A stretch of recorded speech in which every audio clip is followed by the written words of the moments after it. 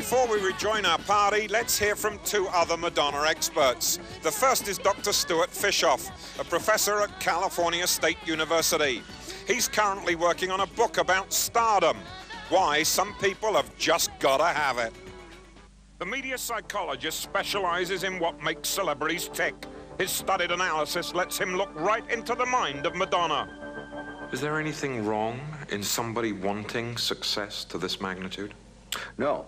It takes a certain kind of single-mindedness to want to achieve the stature that she wants. But for the most part, I think it's what drives people and whether they have a life outside of their stardom. I think there's nothing wrong with ambition. There is something wrong with blind ambition. What happens when Madonna runs out of track? Is this a classic case?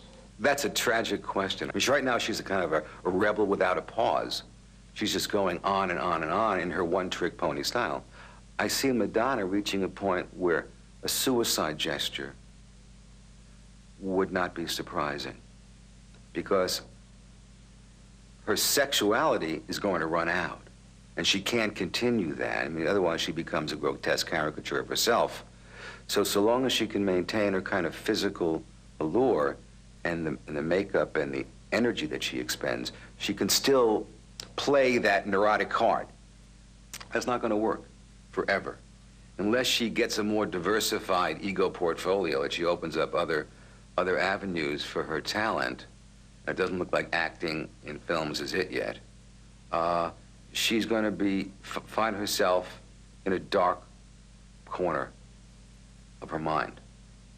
And that's where she doesn't want to be, and I think it's at that point that she might make some kind of gesture toward suicide, as a cry for help, as relief from the pain. Sobering words indeed, and let's hope that it never comes to that. But I think we all prefer to look on the bright side, and there is more than one way to view a star. Our second guest is a respected astrologer who discovered some amazing surprises in Madonna's chart. Our own shining star, Eleanor, has television's top stargazer in her sights.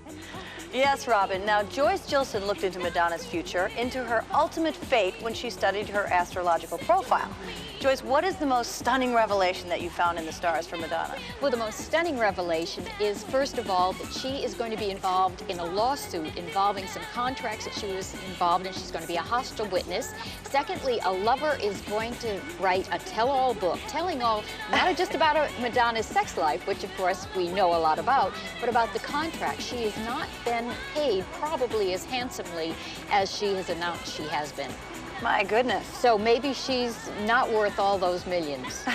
Okay, now what about men? Is she going to get back with Sean Penn? Is there going to be another man to fill his place? What's that? There's always going to be men for Madonna, of course. But let's look, really, what she's looking for is a good relationship, and she's probably going to want a child. She's not going to look at about the men that are around her right now. She's maybe going to look at a sperm bank or even consider, yes, a sperm bank. A sperm bank or artificial insemination in some way. However, I do think in about 3 or 4 years, she's going to get married to a very average man, probably an accountant type. Now, this doesn't mean he might not be a mega millionaire, but he's going to be kind of a brown-shoed kind of a guy. Now, will she have a child after all these attempts? Yes. With the husband or with the sperm bank? Well, sperm bank, I think. She's going to do things in the normal order of Hollywood, child first, then husband. But she's also going to have other children. She is going to be breaking new artists, and while she's not going to be on top forever. Yes, that was my last question. Do you think she'll always be on top like she's been for the last decade? I think that she's going to be somewhat, her career is going to parallel Frank Sinatra's. She's going to be on top, then she's going to pull back, but she's going to be launching new artists. She's going to be probably on the cover of Forbes. She's going to be very interested in health concerns, not just AIDS, but she is going to make victimization or take that to a new high, some maybe health scare that she has that really makes the public look at something else beside the AIDS epidemic. So you think Maverick will do well, her company? I think her company will do very well. I think she'll change advisors. I also think she'll do a duet with Michael Jackson because both of them will need a comeback.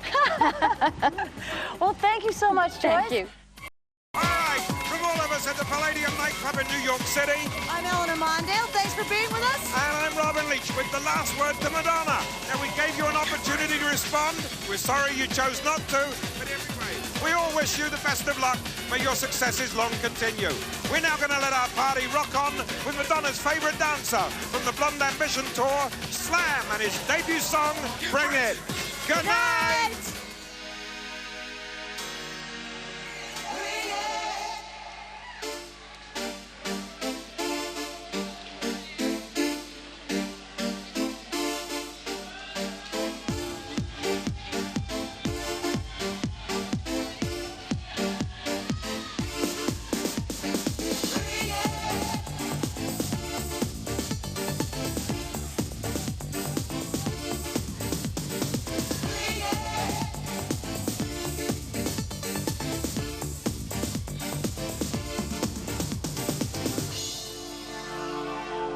Touch your lips, feel your breath. I'll tell you this, feels fresh.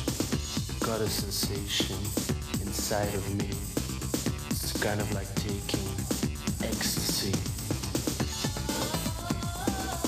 What you do to me, baby? Yeah, that's right. Feels so good to me, baby. Close to me.